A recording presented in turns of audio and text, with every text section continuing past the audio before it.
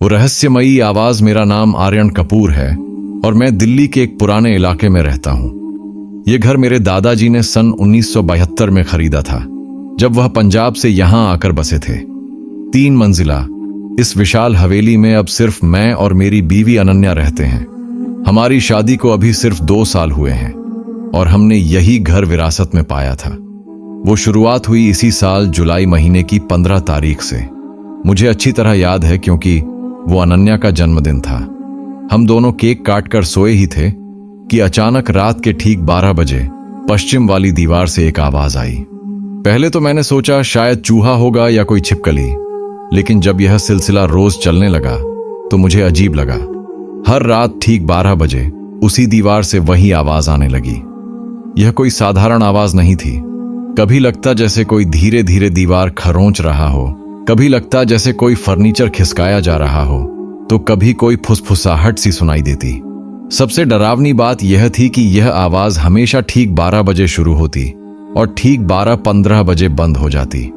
बिल्कुल एक घड़ी की तरह 15 मिनट तक चलती रहती। 1 महीने तक यह सिलसिला चलता रहा।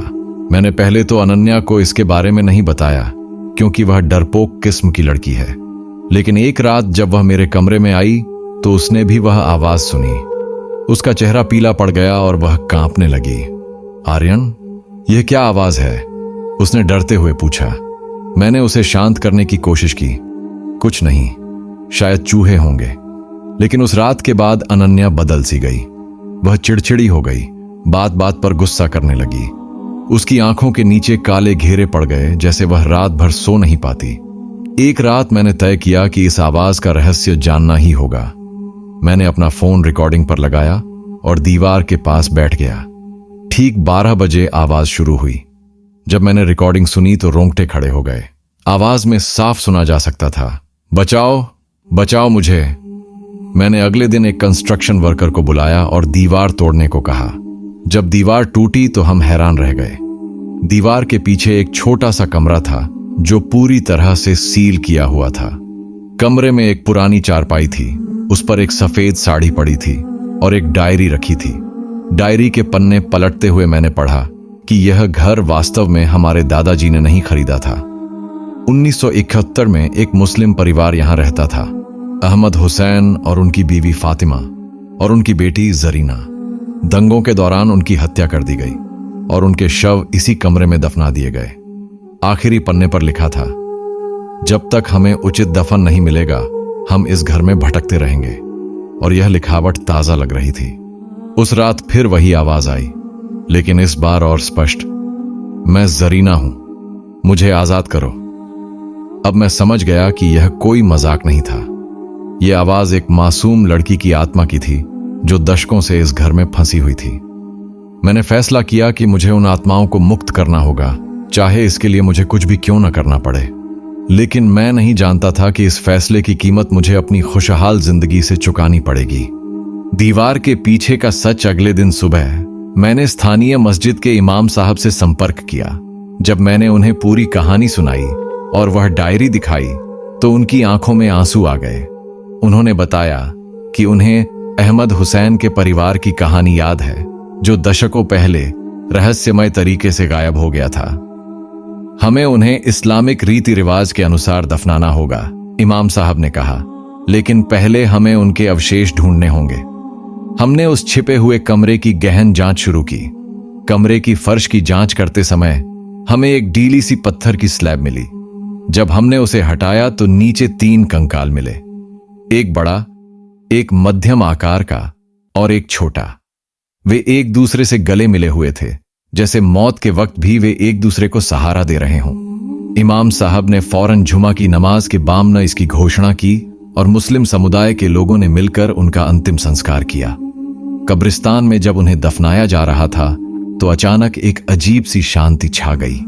ऐसा लग रहा था जैसे किसी ने सारे वातावरण से बोझ हटा दिया हो। लेकिन घर लौटते ही मैंने महसूस किया कि कुछ गलत है। अनन्या की हालत और खराब हो गई थी। वह अब उस कमरे में बैठकर रोती रहती जहां वो कंकाल मिले थे। वो मुझसे बात कर रही है आर्यन। अनन्या ने एक दिन मुझसे कहा, जरीना कहती है कि वो अभी भी फंसी हुई है। मैंने सोचा शायद अनन्या तनाव में है, लेकिन जब मैंने खुद उस कमरे में वो फुसफुसाहट सुनी तो मेरे प्राण सूख गए। तुमने सिर्फ हमारी हड्डियां दफनाई हैं, आवाज कह रही थी, लेकिन हमारी आत्माएं अभी भी यहां हैं। उस रात मैंने एक डरावना सपना देखा। एक छोटी सी लड़की जरीना खड़ी थी और कह रही थी, तुम्हारे दादा ने हमें मारा है। उसने हमारे सोने के गहने चुराने के लिए हमें जिंदा दीवार में चुनवा दिया। जब तक तुम उन गहनों को नहीं ढूंढोगे और सही जगह दफनाओगे, हमें शांति नहीं मिलेगी। सुबह उठते ही मैंने दादाजी के पुराने सामान की तलाश शुरू की। अटारी में एक पुराने ट्रंक में मुझे वो गहने मिले, सोने की चेन, जड़ाऊ झुमके और कुछ सिक्के। साथ में एक पुरानी तस्वीर थी जिसमें अहमद हुसैन का परिवार खुशी खुशी खड़ा था। मैंने फौरन इमाम साहब को बुलाया और गहने दिखाए। उन्होंने कहा कि इन्हें भी दफनाना होगा ताकि उन आत्माओं को शांति मिल सके। लेकिन जब हम कब्रिस्तान पहुंचे तो वहां एक और डरावना रहस्य खुला। कब्र खोदते समय हमने पाया कि कंकाल गायब थे, सिर्फ खाली कब्र थी और उसमें से एक नोट पड़ा था, हमें हमारे घर वापस ले चलो। मैं समझ गया कि यह सिर्फ हड्डियों का मामला नहीं था, यह एक ऐसा शाप था जो पीढ़ियों से चला आ रहा था और अब यह हमारी जिंदगी को नर्क बना रहा था। कब्रिस्तान का रहस्य। कब्रिस्तान से खाली कब्र देखकर इमाम साहब और मैं दोनों सन्न रह गए। हवा में एक अजीब सी सनसनाहट थी, जैसे कोई अनदेखी शक्ति हमें घेर रही हो। यह तो बहुत बुरा हुआ, इमाम साहब ने डरते हुए कहा। आत्माएं असंतुष्ट हैं, उन्हें शांति नहीं मिली। हम वापस घर लौटे। रास्ते में इमाम साहब ने बताया कि ऐसी आत्माएं जो अपनी मृत्यु से संतुष्ट नहीं होती, वो कभी कभी अपनी कब्र छोड़ देती हैं। उन्हें शांति दिलाने के लिए विशेष प्रार्थनाओं और रिवाजों की जरूरत होती है। घर पहुंचते ही हमने देखा कि अनन्या की हालत और भी खराब हो गई थी। वह उस छिपे हुए कमरे के बाहर बैठी थी और जरीना की आवाज में बातें कर रही थी। वो कह रही है कि उन्हें उनके घर वापस चाहिए। अनन्या ने खोखली आवाज में कहा, यही उनका असली घर है। इमाम साहब ने तुरंत कुरान की आयतें पढ़नी शुरू की। अचानक अनन्या के शरीर में एक झटका सा लगा और वह जमीन पर गिर पड़ी। जब उसे होश आया तो वो सामान्य थी, लेकिन उसे पिछले कुछ घंटों की कोई याद नहीं थी। उस रात मैंने फैसला किया कि मुझे इस रहस्य की तह तक पहुंचना ही होगा। मैंने दादाजी के पुराने कागजात फिर से खंगाले। एक पुरानी डायरी में मुझे चौंकाने वाला सच मिला। दादाजी ने लिखा था, आज मैंने एक भयानक पाप किया है। अहमद हुसैन और उसके परिवार को मारकर उनकी संपत्ति छीन ली, लेकिन मरते वक्त अहमद ने शाप दिया कि जब तक उनकी आत्माओं को इसी घर में दफनाया नहीं जाएगा, तब तक यह घर कभी शांत नहीं रहेगा। मैं समझ गया कि हमें उन कंकालों को वापस लाना होगा, लेकिन वो गए कहां थे? अगली सुबह एक अजीब घटना हुई। पड़ोस की एक बुजुर्ग महिला श्रीमती शर्मा हमारे घर आईं।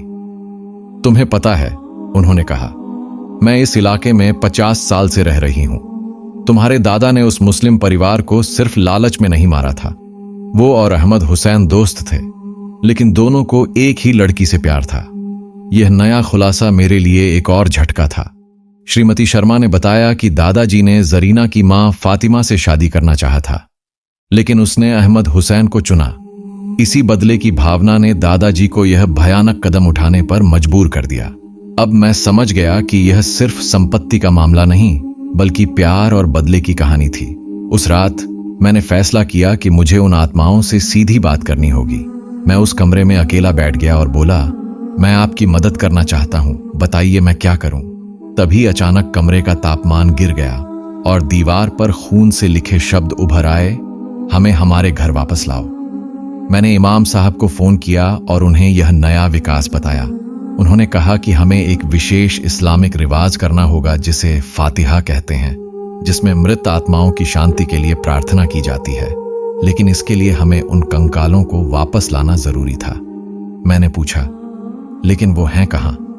तभी अनन्या फिर से उस अजीब हालत में आ गई और बोली, वो बगीचे में है, नीम के पेड़ के नीचे। हम सब हैरान रह गए। क्या यह संभव था कि कंकाल अपने आप कब्रिस्तान से बगीचे में आ गए थे? शांति की खोज हम सब तेजी से बगीचे की ओर भागे। नीम के पेड़ के नीचे की मिट्टी हाल ही में खोदी हुई लग रही थी। मेरे हाथ कांप रहे थे जब मैंने वहां खुदाई शुरू की। कुछ ही देर में हमें वे तीनों कंकाल फिर से मिल गए, वैसे ही एक दूसरे से गले मिले हुए जैसे पहले थे। इमाम साहब ने तुरंत विशेष प्रार्थनाएं शुरू की। इन आत्माओं को शांति दे ऐ अल्लाह, वह प्रार्थना कर रहे थे।